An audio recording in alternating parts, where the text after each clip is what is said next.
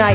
আপনি কাম নদীর কথা বলেছেন, আমি ওই কথা জিজ্ঞেস করলাম, আমি বলছি ওই নদীতে চর পড়ে, চর পড়লে পরে একজন লোক ওই চরের ভিতরে ঘর বানায় বসত করে, কি কথা এখানে ছিল কিনা? ওই চরে একজন ব্যক্তি ঘর বানায় ওই ব্যক্তি বসত করে। কোন ব্যক্তিটা ঘর বানায় ওই চরে আর বসত করে তার নামটা কি? চোপ একটা কথাও কেন পাইন বাদক যারা আছো কি কইছে? কয় আমনে কইছো না আল্লাহর সুরতে আমার সুরত। এটা কোন শালায় কইছে? আমি যেই কথা কইছি মনছে ওই রঙে আমি রঞ্জিত হব। কোন কর্ম করলে গুরুর রঙে রঞ্জিত হওয়া যায়? যদি সারা রাত্র কমিটি ছাড়া একটা মানুষে কয় জানোয়ার ভাই একটা বিচ্ছেদ গাইন, 20,000 টাকা, 50,000, 1 লাখ, 5 লাখ বান্ডেল লয়ে এলো, আনোয়ার বিচ্ছেদ গাবে না, কারণ আনোয়ার গুরু গাইতেছে।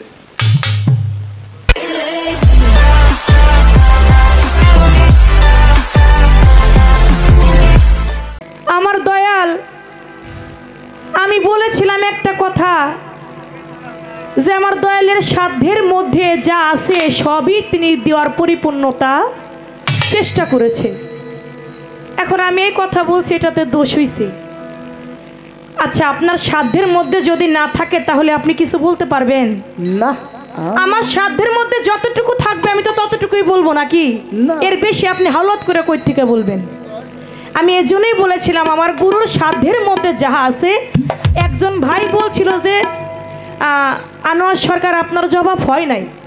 আমি তার কথাটাকে ঢাকার জন্য আমি বলেছি যে তার সাধ্যের মধ্যে যতটুকু ছিল সে আমাদের পরিপূর্ণ দেবার চেষ্টা করেছে, এর মধ্যে কোনো কমতি রাখে নাই। সুন্দর। এখন বলে গুরু হয় বেশ্যার নন্দন, ভক্তের কাছে পতিত পবন। এটা তো আমি স্বীকার করছি, এটা আপনার বলার কিছু নাই। কারণ এটা যদি আমি স্বীকার না করতাম আপনার পয়েন্টে পয়েন্টে আপনার প্রতি উত্তর আমি করতাম। একটা কথারও কিন্তু আমি উল্টাই নাই। কেন উল্টাই নাই? কারণ আজকে আমার বৈরাবরীকে আমি যে স্থানে রাখি, আমি আজকে আপনাকে সেই স্থানটাই রেখেছি। কারণ গুরুকে কখনো মানুষ রূপে ভজনা করলে তার ভজনাইতে হবে না। আজকের জন্য তো আমি শিষ্য নাকি বাবা? তা আমার কোনো অভিনয়ে যেন কোনো ভক্তের হৃদয়ে যেন ব্যথা না পায়, গুরুর মনে যেন কোনো ব্যথা না পায়, আমি এই দিকটা লক্ষ্য রেখে আমি কথা বলতেছিলাম। এখন আমার দয়াল বলে, আমি বলেছিলাম 7 সমুদ্র 13 নদীর ধারা বহিতাছে। কয় 13 নদী হবে না, 13 নদী হবে। দয়াল, এই বট গাছ আম গাছ বানায়েন না? শুধু এতটুকুই বলবো, বট গাছরে বট গাছই বললেন, আম গাছরে আম গাছই বললেন। লেখক লিখছে 13 নদী, আর আপনি কইবেন 13 নদী। অনাধি বিজয় বাবুর যিনি প্রধান একজন ভক্ত ছিল যার নাম অনাধি বাবু, তারও কিন্তু একটা গান আছে, আমার দিন গেল গেল রে বেলা, কাল গেল করে রঙের খেলা, আমি কার নৌকায় উঠিব রে ভাবি তাই। 7 সমুদ্র 13 হারে নদী আমার দিতে হবে রে পারি, তারপরে আছে নাকি আমার দয়াল বন্ধুর বাড়ি। 13 নদী না 13 নদী হইব না? দয়ালে কইতাছে, কয় আমি যেটা কইয়া গেছি এটা তুমি কও কেন? মাথা খারাপ হইলো বাবা, এত খারাপ না আর কি। এক লোক ওই চৈত্র মাসের দিন রোদ্রের ভিতরে বসে বসে লেবু বিক্রি করে, এখন মাথা ঠিক নাই, হালি খালি 3টাই দিতাছে। কয় কিরে বাবা তুমি হালি 3টাই দাও কেন? হালি তো 4টাই হয়। কয় বাবার এই রৌদ্রের মধ্যে চৈত্র মাসের দিন মাথা তো ঠিক নাই। কয় মাথা খারাপ হয়েছে 5টাই তো আর হালি দেও না। কয় খারাপ হইলেও এত খারাপ আর হয় নাই। আমার বাবা 3টার বেলায় ঠিক আছে, 5টায় দিবার গেলে এত খারাপ আবার হয় নাই। কয় আমি বলছিলাম যে বাবা ওই নদীতে, কয় কোন নদী? কয় কাম নদী। আমি বাবা কাম নদীর কথা কিন্তু জিজ্ঞেস করি নাই। আপনি কাম নদীর কথা বলেছেন, আমি ওই কথা জিজ্ঞেস করি। আমি বলছি ওই নদীতে চর পড়ে, চর পড়লে পরে একজন লোক ওই চরের ভিতরে ঘর বানায় বসত করে, কি কথা এখানে ছিল কিনা? ওই চরে একজন ব্যক্তি ঘর বানায়, ওই ব্যক্তি বসত করে। কোন ব্যক্তিটা ঘর বানায় ওই চরে আর বসত করে, তার নামটা কি?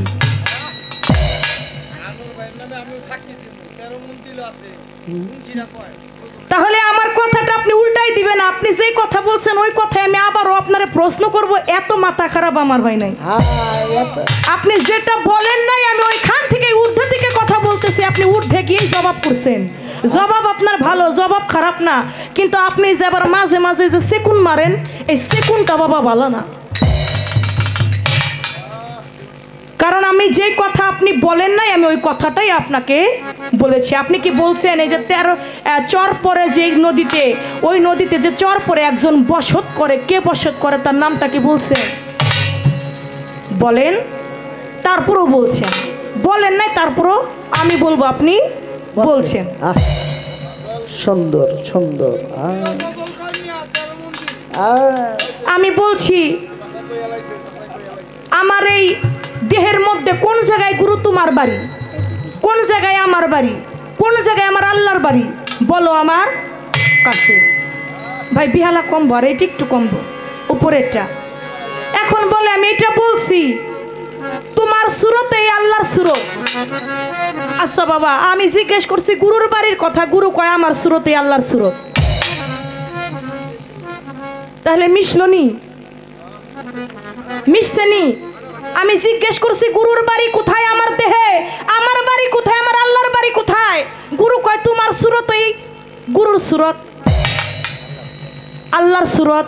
ও বাজান এইটা আমার ইসমাইল দরবেশ ইসমাইল চিস্তির বাড়ি। আচ্ছা কেউ যদি জিজ্ঞেস করে ইসমাইল চিস্তির বাড়ি কোথায়, বলবে ভারত থেকে একজন জিজ্ঞেস করলে বলবে বাংলাদেশে।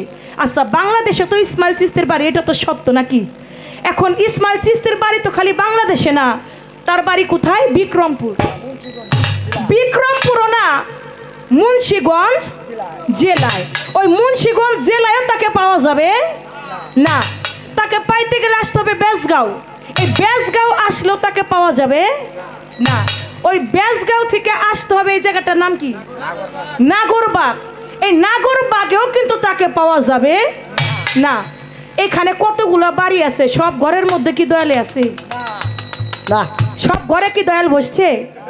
বসে নাই। তাহলে দয়ালের একটা ঘর আছে, যেই ঘরে দয়াল বসত করে, ওই ঘরটার নাম আছে না? এই ঘরটার নাম আছে না?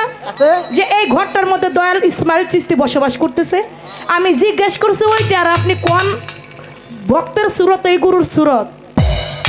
আমি জিগাই বাড়ির কথা, দয়ালে আমার এই উল্টাইয়া চাষির খবর কোনে, চাষাই কান্দে কোনে। বাবা গুরুরও একটা বাড়ি আছে, সেই বাড়িটার কথাই আমি জানতে চেয়েছি। এত আমি পোলাপান মানুষ বইলা যদি আমার অবহেলা করেন, এখানে যারা গান শুনতেছে সবাই কিন্তু পোলাপান না, না, তারা কিন্তু পয়েন্টে পয়েন্টে কথার অন্তরে কিন্তু তাদের গাথা। তারা সবাই গান শুনতেছে, বিক্রমপুরের মাটিতেও পর্যন্ত গান বুঝে। আমি চন্দ্রা যেটা মনে করি তাদের কানটা বড়ই পাকা, যে কান দিয়া ভালো কথা শুনলে এটা অন্তরেই গাথা হইয়া যায়। তা আপনি যেভাবে বলেছেন ভালো, তবে আমার কথাটাকে যে বলেন বারবার, যে কথার জবাব আমি ভুলে গেছি। না বাবা, বলা কথা আমি বলবার মতো মানুষ না। বেশি কথা না, রাত্র প্রায় শেষের দিকে চলে গিয়েছে। কথা রাখবো মুখে মাত্র দুই একটি গান আগে আমি রাখি।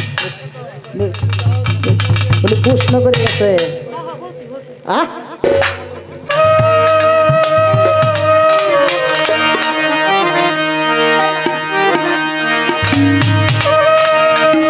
আমার কাছে, আমার গুরুর কাছে আমি যেই কথাটি রেখেছিলাম জানবার জন্য, দয়াল কোন প্রেম করলে এই পৃথিবীতে অমর হইয়া থাকা যায়, যে প্রেম যদি আমরা শিষ্য ভক্তরা করতে পারি আমাদের আর কোনোদিন মরণ হবে না। সেই প্রেমটা কোন প্রেম? যে প্রেম করলে আমরা চির অমর হইয়া থাকতে পারব।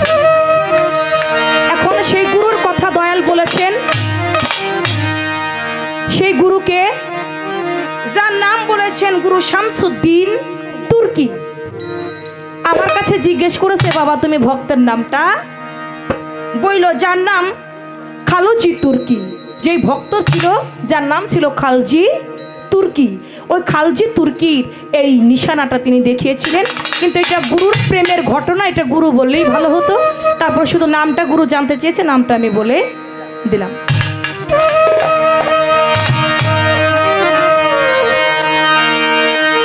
ওরে দয়াল তুমি দয়া,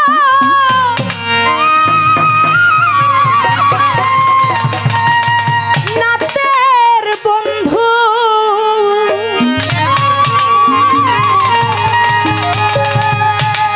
এইবার আর বেশি খাটাবো না। ঘড়িতে টাইম দেখি কোন দিক দিয়ে যে 3টা বাজছে, টেরই পাই নেই আজকে কোন দিক দিয়ে 3টা বেজে গেছে।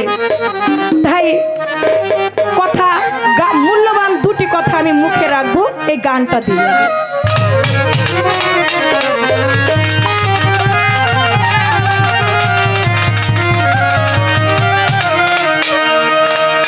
দয়াল তুমি দয়া,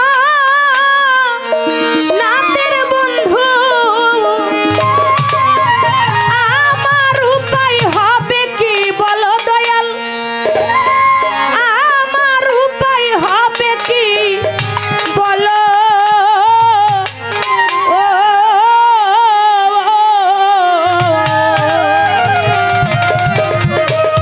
গুরু আমায় পারে নিয়ে চলো দয়াল, মুর্শিদ আমায় পারে নিয়ে চলো। দয়াল তুমি দয়া, নাতের বন্ধু, দয়াল তুমি দয়া, নাতের বন্ধু, আমার উপায় হবে কি বলো দয়াল, আমার উপায় হবে কি বলো।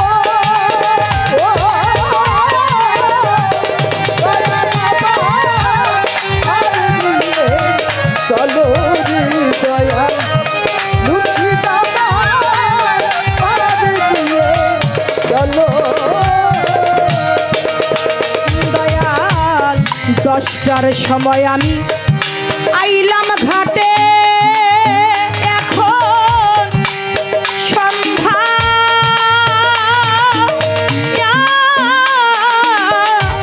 হইয়া গেছে গো। দয়াল 10টার সময় আমি আইলাম ঘাটে,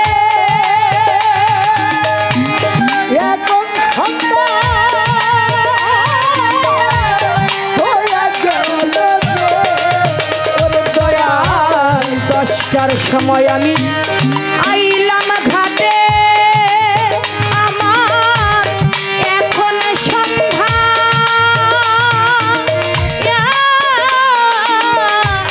হইয়া গেছে গো।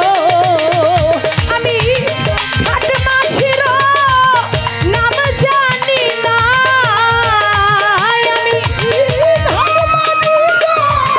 নাম জানি না, ইসমাইল শাহ ঘাট মাঝির নাম জানি না, কি নাম ধরে ডাকবো বলো দয়াল, কি নাম ধরে ডাকবো বলো।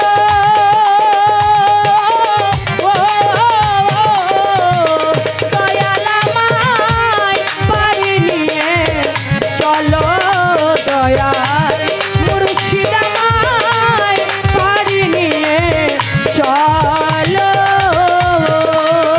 ওরে দয়াল তুমি দয়া, নামের বন্ধু, দয়াল তুমি দয়া, নামের বন্ধু, আমার উপায় হবে কি বলো দয়াল, আমার উপায় হবে কি বলো। দয়াল আমায়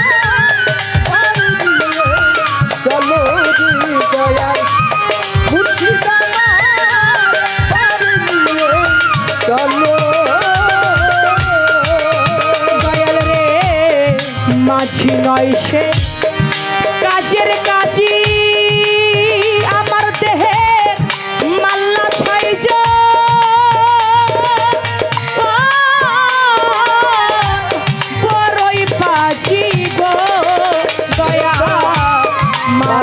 নয় সে কাজের কাজী মাল্লা ছয়টা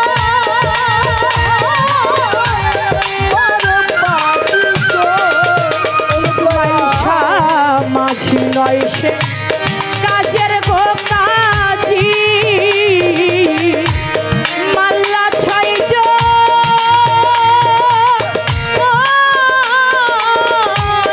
বড় পাছি গো আমি ভাবসাগরের মাঝামাঝি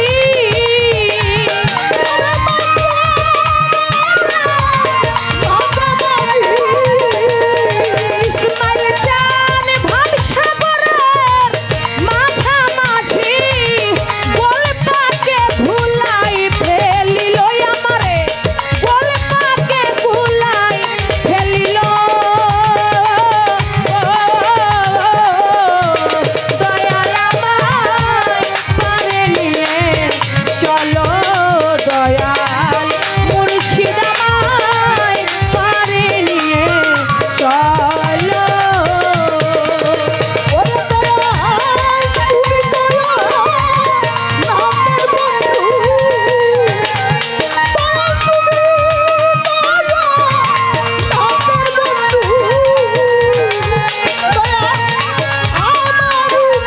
নামের বন্ধু দয়াল আমার উপর হবে কি বলো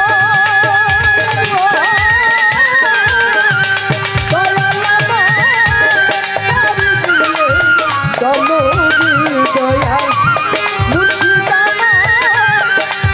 কি বলো আমার কাছে প্রশ্ন করেছেন এমন একজন গুরু ছিল এমন একজন ভক্ত ছিল শিষ্য ছিল গুরুর কাছে গেল শিষ্য দয়াল আমাকে মুরিদ করেন যায় দেখে গুরু বাড়িতে নাই গুরুর স্ত্রী বাড়িতে মুরিদ হবার গেছে যাইয়া এটা শিষ্যর কথা না এটা গুরুরও কথা না শিষ্য যখন গেছে তখন কিন্তু শিষ্য ছিল না একজন লোক গেল বাড়িতে মুরিদ হওয়ার জন্য যায় দেখে গুরুর যার কাছে মুরিদ হবে তার স্ত্রী বলে আমি তো মুরিদ হতে এসেছি দয়াল কোথায় বলে সে তো বাড়িতে নাই বলে তাহলে আপনি মারা যান বলা মাত্রই ওই স্ত্রী মারা গেল সন্তানরা ছুটাছুটি করে আসছে আমার মাকে আপনি মেরে ফেলেছেন বলে না আল্লাহর ডাক হয়েছে তারা চলে গেছে বলে না আপনি মারছেন বলে তাহলে তোমরাও মারা যাও ওই সন্তানও মারা গেল তারপরও গুরু বলল যে তুমি এই কাজটা ঠিক করেছো আমি তোমাকে এখন ভক্ত মুরিদ করব আমি তোমাকে শিষ্য বানাবো সে গুরু ছিল কে সে শিষ্য ছিল কে বাবা দেখবেন একটা তরিকার পথ চালাইতে গেলে ঘরের স্ত্রীকে আগে হইতে হবে পীর যার ঘরের গলি ঠিক নাই সেই ঘরে ওলিও হয় না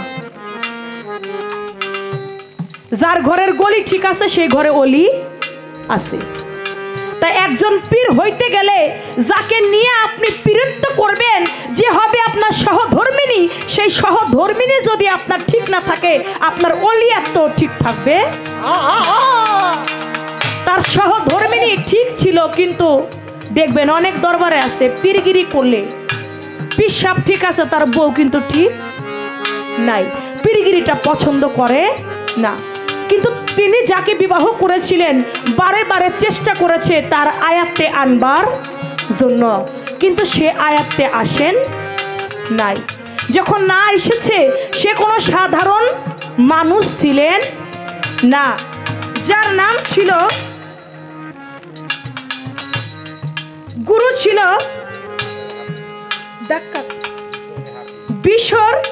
বিশারি হাকি রহমাতুল্লাহ আলাই ভক্ত ছিল দাক্কাক রহমাতুল্লাহ আলাই দাক্কাক রহমাতুল্লাহ আলাই কিন্তু কোনো সাধারণ ব্যক্তি ছিলেন না তিনি আল্লাহর অলিত্ব আল্লাহর জিকির করতে করতে ফানাফিল্লা বাকাবিল্লায় পৌঁছে গিয়ে তিনি গিয়েছিলেন দয়ালের কাছে মুরিদ হবার জন্য যখন বিশার হাফি রহমাতুল্লাহের কাছে মুরিদ হইতে গেলেন, তার যিনি স্ত্রী ছিলেন বিশার হাফি রহমাতুল্লাহ আলাইয়ের, তিনি ওই অলি আউলিয়ার যে খেলা এটা পছন্দ করেন নাই বিধায় তিনি অভিশাপ করলেন। তার অভিশাপের সঙ্গে সঙ্গে আল্লাহ পাক তাকে নিয়ে গেলেন এবং তার সন্তানদেরকেও নিয়ে গেলেন। কারণ ওই তরিকার পথ যারা না বুঝে পৃথিবীতে, তারা থাকলেও যেমন না থাকলেও তেমন। তাই এই বিষয়টা আমি, এটা জীবনীর যে কিতাব, এটা তাসকিরাতুল আউলিয়ার, এই সমস্ত অলি আউলিয়াদের জীবনী এই কিতাবগুলি পড়লে এগুলোর পূর্ণাঙ্গভাবে ব্যাখ্যা পাওয়া যায়।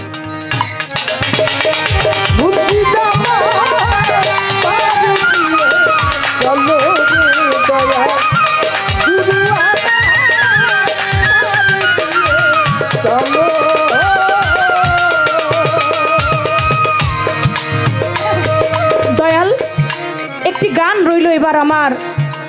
তুমি তো অনাথের বন্ধু, আমার উপায় হবে কি বলো?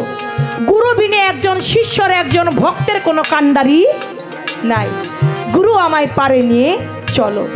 দয়াল গো, আমার আল্লাহ পাক বলেছে, হে আমার বান্দা, তোমরা আমার রঙে রঞ্জিত হও, আমার রঙে রঞ্জিত না হইয়া তোমরা মৃত্যুবরণ করিও না। আপনি বলবেন আমরা যে আল্লাহর রঙে রঞ্জিত হব, আমরা আল্লাহর রংটা তো চিনি না, আল্লাহর রংটা কি? আবার আল্লাহর ওলিগণ বলেছেন, হে আমার ভক্তরা, তোমরা আমার রঙে রঞ্জিত হও। তাহলে আমার ইসমাইল শাহ চিশতির রংটা কি?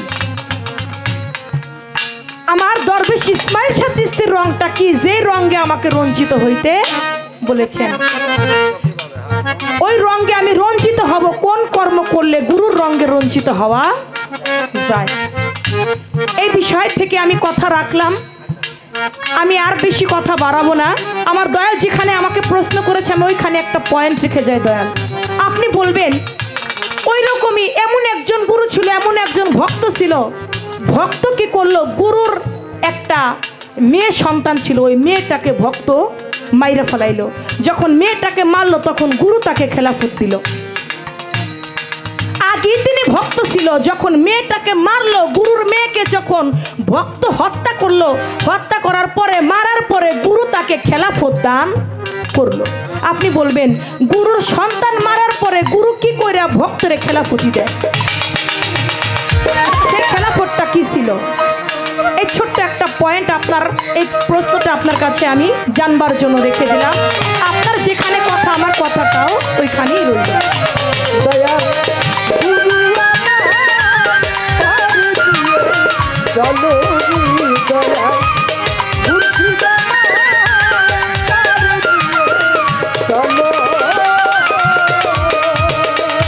রে, ছিল নৌকায় আমার রত্ন ভরা, আমার দরবেশ ইসমাইলে চাঁদ অসাধনে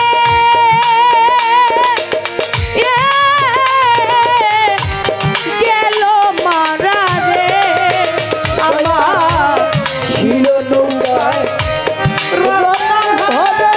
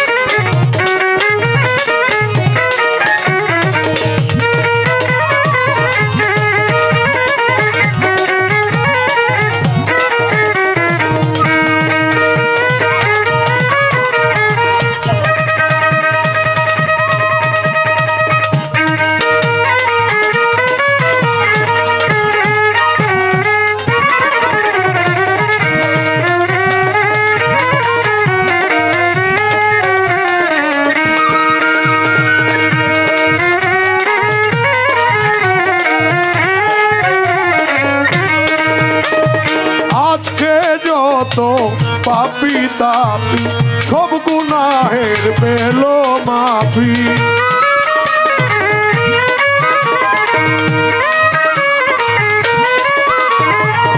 আজকের যত পাপি তাপি সব গুনাহের পেল মাফি দুনিয়া হতে বেইনসাফি দুনিয়া হতে বেইনসাফি জুলুম নিল বিদায় আয় সাগর আকাশ বাতাস ঢেউ তুলেছে যায় ত্রিভুবনে প্রিয় মোহাম্মদ ভুবনে প্রিয় মোহাম্মদ এলো রে দুনিয়ায় আকাশ বাতাস ঢেউ তুলেছে যায় আকাশ বাতাস ঢেউ তুলেছে যায়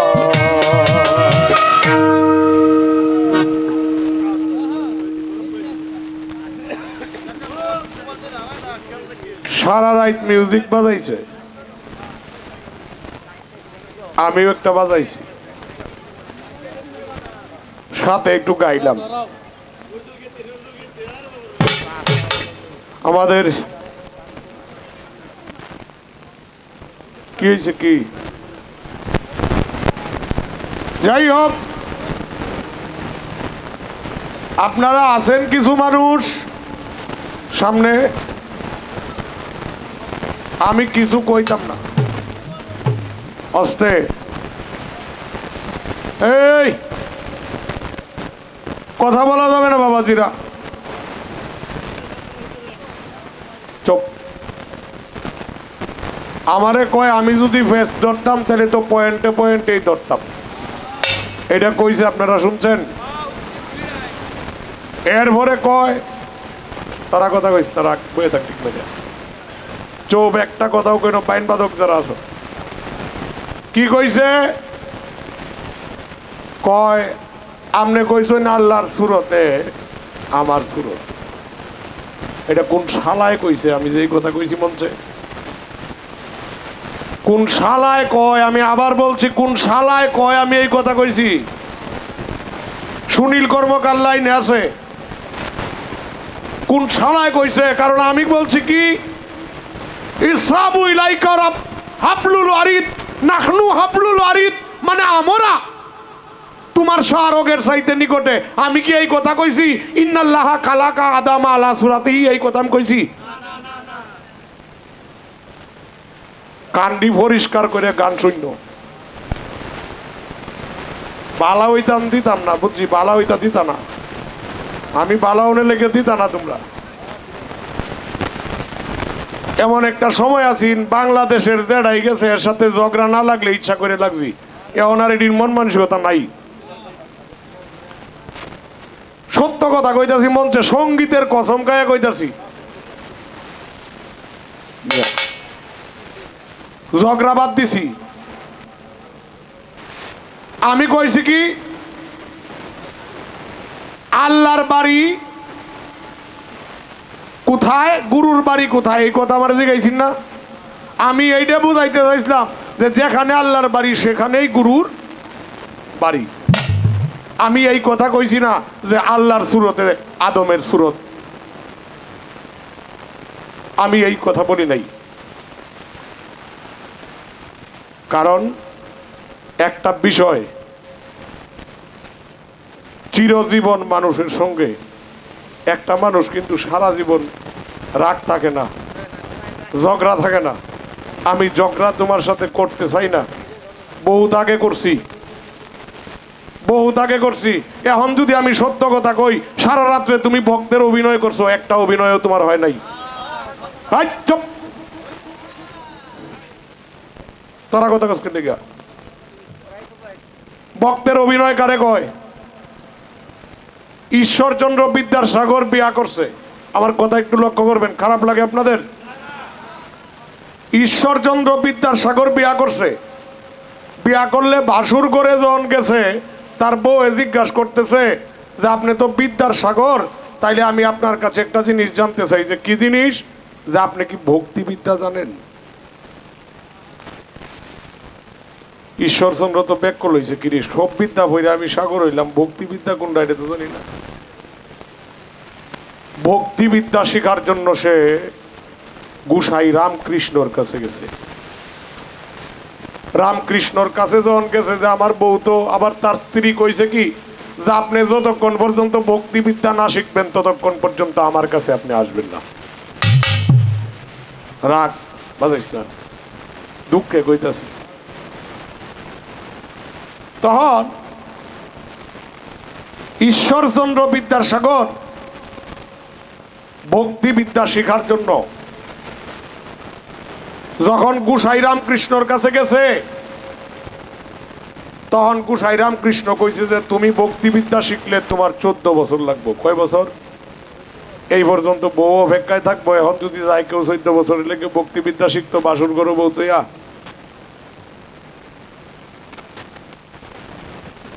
তা আমি যদি তোমারে কই সারা রাত্রে গান গাইছো, তোমার গান ভালো, গাও ভালো, শিল্পী ভালো, বেহালাটাও ভালো, আমি সব কিছু ভালো দেই, গুরু শিষ্য পালা তোমার সাথে আমি আর গাই নাই। শিষ্য গাইতে হলে একটু নম্রতা, উদারতা, ভদ্রতা দরকার। শিষ্য গাইতে হলে এমন ভাবে শিষ্য গাইবা তোমার কথায় যাতে একটা মানুষের চোখে এক ফোঁটা পানি আয়ে। সারা রাত্র গান গাইছো, কানলো না তো একটা মানুষও।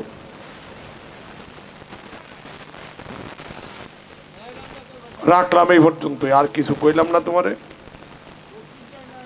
একটু ভদ্র হয়ে যাও, আদব রাখো। আর একটা গায়ক কি কয় না কয় এটা একটু শুনবা, শুন না পরে ধরো ধরো, অসুবিধা নাই। আমারে তুমি ভাড়াতে ধরো, এতে আমার কোনো আপত্তি নাই। আমি তোমার বড়, তুমি আমার ছোট, কিন্তু বেয়াদবি কইরে না, আদবে।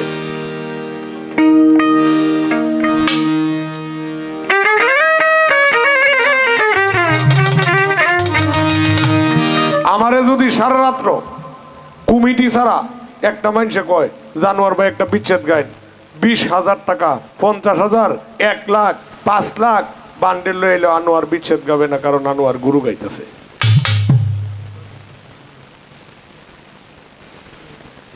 আমি বলতে চাই 4.5 ঘন্টা হয়েছে সুনীল কর্মকার এখনো লাইনে। আমি আনোয়ার কি প্রেম করছি তার সাথে জানি না, কিন্তু আমারে কেলে কে যে ভালোবাসে আমি কিছুই জানি না। কিন্তু আসলে আমি কিছুই জানি না। এই মেয়া একটা অন্ধ মানুষ, আমি কি জানি? আমার মন থেকে কই, আমি কই না। আমি যে সময় কই এই সময় আমি মনে করি যে আমার মুর্শিদ আমার ভিতরে আছে, যা কইতাছে সব আমার মুর্শিদ কয়, আমি আনোয়ার কিছুই কই না। ধন্যবাদ জানাই সকলের প্রতি। আজকের যে দরবার, সেই দরবারে আমার মতো নাহাস্তানারায় কুলাঙ্গার একজন গুণাগার যে গান করতে পেরেছি, এর জন্যই নিজের জীবনকে ধন্য মনে করি।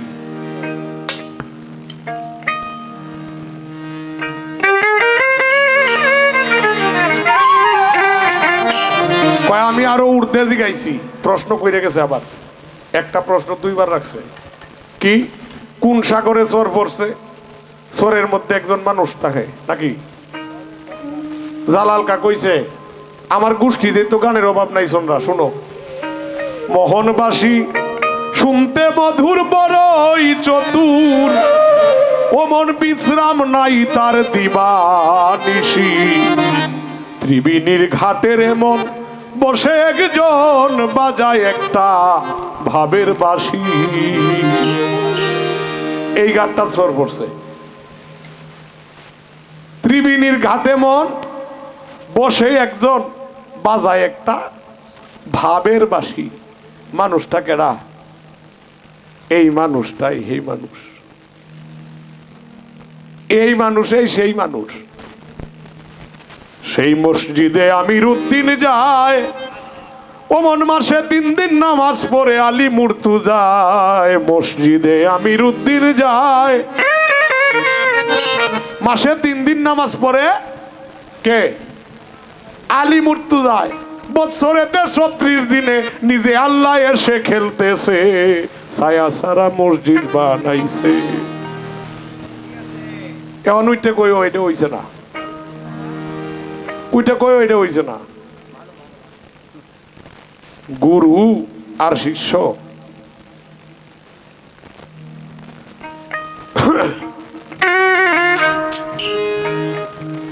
গুরু আমি পার হব কিভাবে? পার হব কিভাবে? এটা গান আছে, মাসুল বিনে পার করবে না, পার ঘাটের পারের নাই আয়, পারের তরি পারে বান্দা যাবে যদি ছুটে আয়। মাসুল দিলে ভক্তি করি, পার করে দেয় তাড়াতাড়ি, দয়া ইসমাইল শাহ নায়ের কান্ডারি বসে আছে হাইল বইটায়। দয়াল সবসময় ভারের জন্য বসা আছে, দয়াল তোমারে খালি বার করবো, দয়াল রে তুমি কিছু দিতা না, খালি দয়াল দয়াল মুখে কইবা কাজে নাই। অত সহজ, অত সহজ।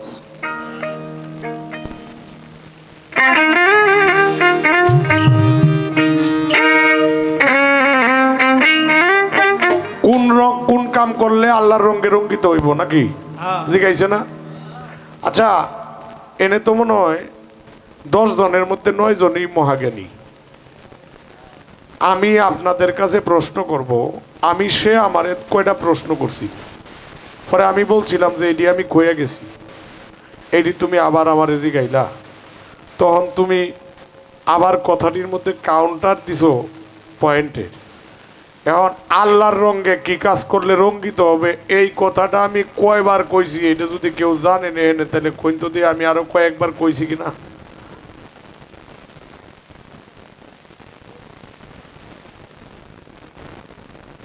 কই আল্লাহর রঙে রঙ্গিত কিভাবে? আল্লাহ কইছে আল্লাহ আল্লাহ করতে করতে আমি আল্লাহর জাতের সঙ্গে যে বিলীন হয়ে যায় তখন আমি তার হয়ে যাই। এখানে আমি এই কথাটা বলছি না যে আল্লাহ আল্লাহ করতে করতে আমার জাতের সঙ্গে যে লয় হয়ে যায় মানে আল্লাহর রঙে রঙ্গিত হওয়া না। আবার জিজ্ঞাসা আমি কোন কর্ম করলে আল্লাহর রঙে রঙ্গিত? মঞ্চে ভাইয়া অন্য আলাপ করো তাই এটি শুনবা করতে।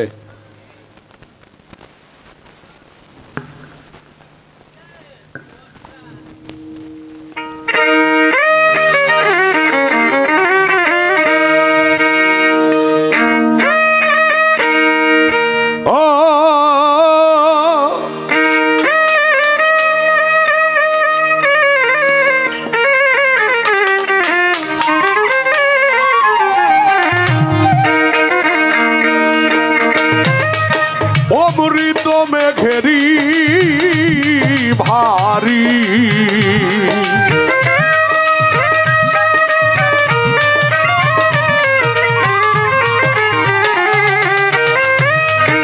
অমৃত মেঘেরি ভারী মুখের কথায় কি মেলে যাত স্বভাব না হলে যাত স্বভাব না হলে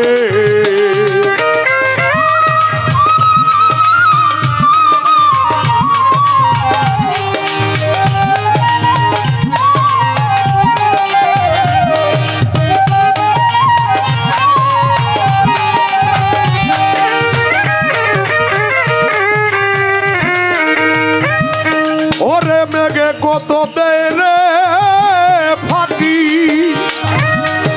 তবু চাদক মেঘের ভুগি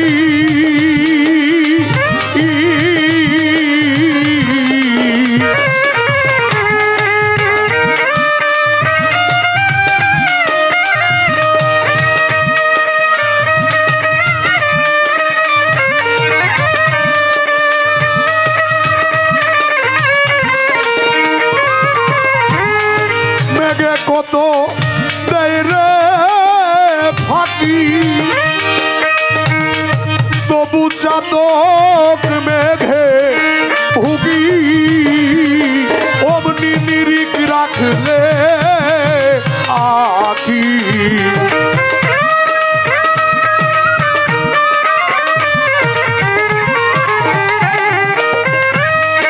অমনি নিরিখ রাখলে আখি তারে সাধক বলে যাত স্বভাব না হলে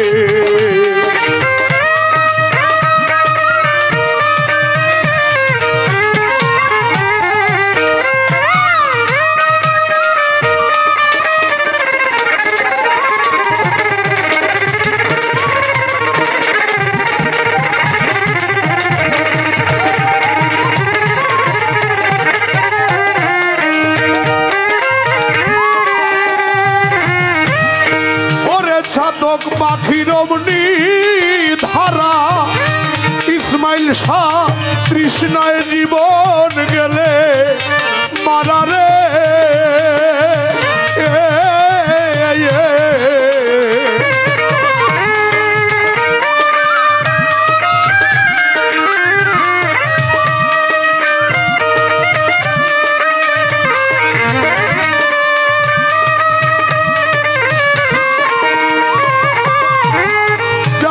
পাখির অমনি ধারা ওরে তৃষ্ণায় জীবন গেলে মারা অন্য ভারী খায় না তারা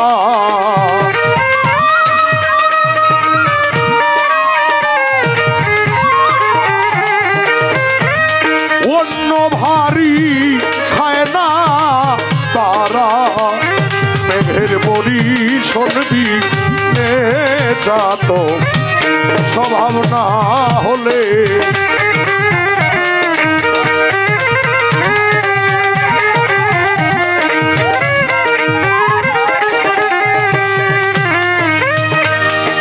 ওরে মন হইয়াছে পবন গতি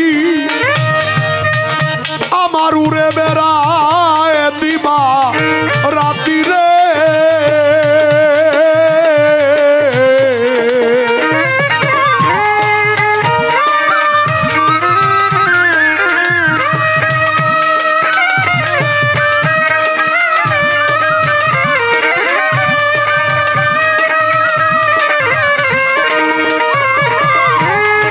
মন হইয়াছে পবন গতি আমার উড়ে বেড়ায় দিবা রাতি ফকির লালন বলে গুরুর প্রতি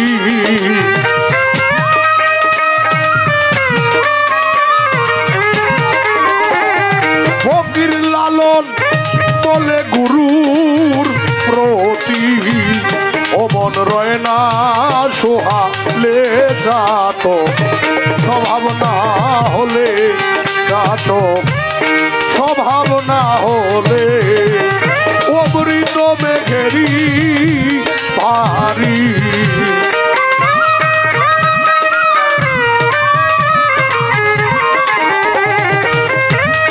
অমৃত মেঘেরি ভারী মুখের কথায় কি মেলে যাত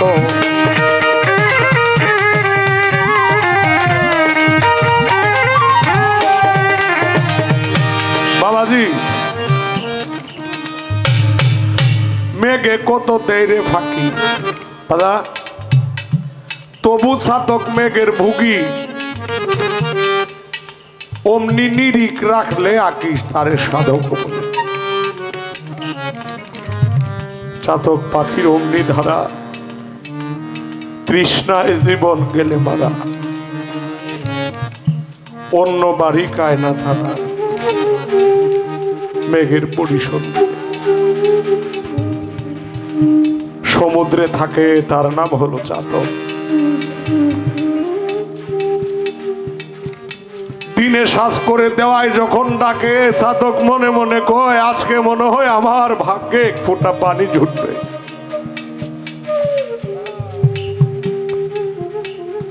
ভাগ্যের নির্মম পরিহাস একদিকে শ্বাস করলো বৃষ্টি হয়ে গেল অন্যদিকে চাতক আর পানি পাইল না সমুদ্রে কি পানির অভাব আছে বাবা সমুদ্রে পানির অভাব আছে তার মুখ উপর দিকে সে সমুদ্র থেকে পানি আহার করতে পারে না ঠিক একজন ভক্ত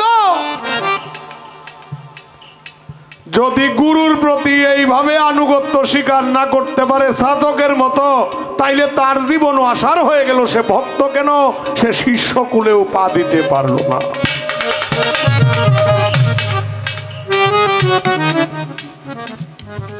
মন হইয়াছে পবন গতি উড়ে বেড়ায় দিবারাতি আগে মনকে মারো জ্ঞানকে জিন্দা করো লালন কইছে মনের কাম মনেই করে। হের মন চাইব পদ্মা সেতুত যাইব, এটাকে আমি পারবো? আমার জ্ঞানে বলবে পদ্মা সেতুতে এখন যাওয়া যাবে না একলা একলা, কারণ ঝামেলা আছে। আমি বলতে চাই মন কে আগে, এটারই তো কইছে চিন্তা করা। মনকে মৃত্যু করে জ্ঞানকে জিন্দা করা, এটাই তো গুরুর কাজ। আমি বলবো তোমরা ভালো গান করো, কিন্তু গুরু, এই যে আমার কথাটা, আমি আনোয়ার না, বাংলার যে কোনো গায়কের সঙ্গেই গান গাও। আমি আনোয়ার হইলাম রিক্সা চালাই মনে করো,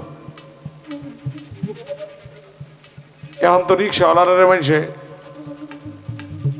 কয় রিক্সা চালাইতেছে, প্রাইভেট কারওয়ালা কয় এই বেটা সাইড কর, কয় না সাইড কর। মনে করো আমি রিক্সা চালাই, এখন আমার নবাব সিরাজউদ্দৌলার ভাট দিছেন, এখন কি আমি রিক্সার ড্রাইভার না নবাব? আমি অভিনয়ে নবাব সিরাজউদ্দৌলা, আমারে দিছে নবাব সিরাজউদ্দৌলার পিএস। কারণ আমি কি এই বেটার উপরে দেখে কইতাম না আমি রাজা?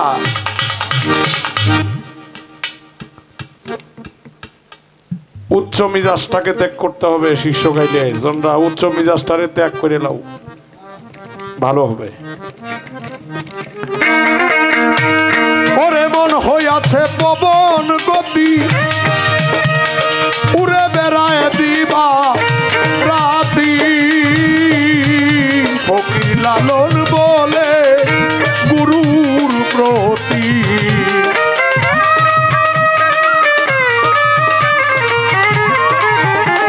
ফকির লালন বলে গুরুর প্রতি, অমন রয় না সোহালে যাত, স্বভাব না হলে অমৃত মেঘেরি ভারী।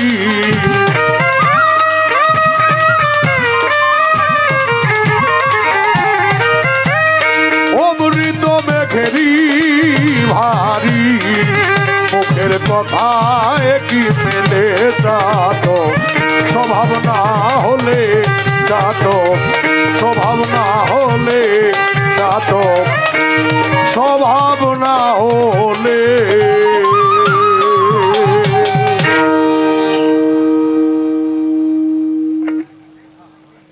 আমার বাজান ওয়াজেদ বয়াতি, যাকে আমি ভালোবাসি, যে আমারে ভালোবাসে। আমাদের এই চন্দ্রার আব্বু আমাকে মালা দিয়ে বরণ করেছেন। মালিক যেন আপনাকে সম্মানে রাখে। আর আপনাদের হাতের দোয়া পাইলেই তো আমরা বড়, এটাই বড় জিনিস, এছাড়া আর কিছু নাই। কারণ এক সময় তারা গান গাইছে, এক সময় তারা গাইছে, এখন আমরা গাইতেছি, তারা শুনতেছে। এমন একটা দিন আসবে আমরা শুনবো, আমরা পোলাবান গাবে। যাই হোক, আমার উস্তাদ সুনীল কর্মকার এই দিন কইতাছে আনোয়ার আমার একটা সুযোগ দিবে। আমি কই কি সুযোগ? কয় বেটা দিবে নাকি? আমি কই বেটা দিতাম না গেলে গিয়া, আমি এই ভাই কইতাছি দিতাম না গেলে গিয়া, আপনি আমার বাপ, আপনি যা চাইন আমার এটা সেরি আছে, এটা তেলমো রাগে কইছি, আমি এটা খেয়াল করে কইতাছি। কয় না বাবা এইটা না। কই কোনটা? কয় আমি যে সময় গান ছাড়িয়ে দিব ওই সময় তোর সাথে সাথে আমার লয়ে দেবে গান শোনার লিগা।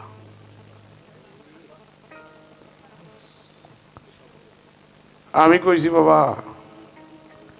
আমার সাথে আপনার নিয়ে গেলে কহ আমি তো কয়দিন পরে এখন আর গান, এখনই তো মাসে একটা গাইলে গাই, নয়তো নাই।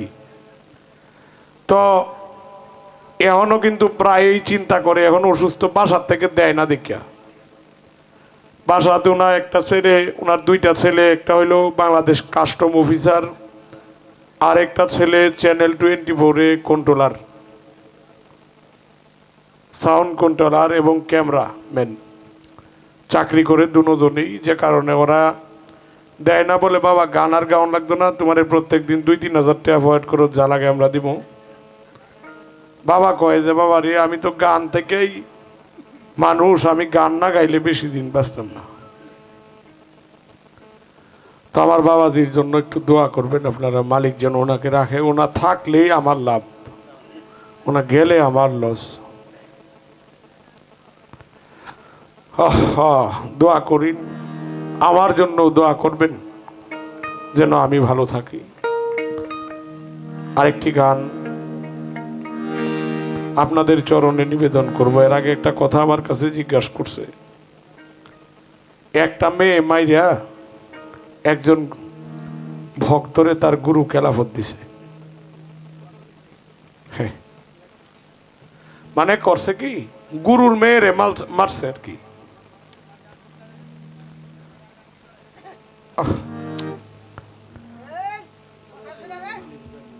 গুরুর মেয়েরে মারছে, মারার পরে ভক্তরে খেলাফত দিছে। এটা কারণ কি? এখন যদি আমি বলতে চাই, একটি জবাব আমি দিতে পারি। মনমোহন দত্ত লেখছে, ওরে কে যেন আমার অতি সাদ করে হাত দুকানি ধরে কাছে টেনে নিত মন মাঝে কার যেন ডাক শোনা যায়, মন মাঝে যেন কার ডাক শোনা যায়। ইঙ্গিতে সঙ্গীতে পলকে পলকে কোথাও যেতে নারী পিছে থেকে ডাকে, শুনে সেই তান চমকে উঠে প্রাণ বলে কথা মান ফিরে আয় আয়।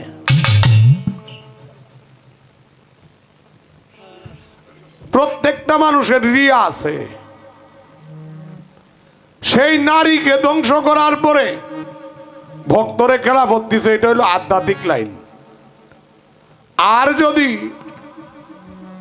দলিল অনুসারে জবাব করি, বাবাজি হযরত সুলতান মাহমুদ রহমতুল্লাহ আলাইহির ভক্ত ফখরুদ্দিন রাজি রহমতুল্লাহ আলাই, তার মেয়ে একটু বাজে কাজে ব্যবহৃত ছিল, যে কারণে তার মেয়েকে হত্যা করে তার কাছে বায়াত গ্রহণ করছে। কিন্তু সে কোনো দ্বিধা করে নাই, কারণ তার মেয়েকে সে বলে সংরক্ষণ করতে পারে নাই অস্তে। এখন হতে পারে, রাখলাম এই পর্যন্ত। কয়টা বাজে?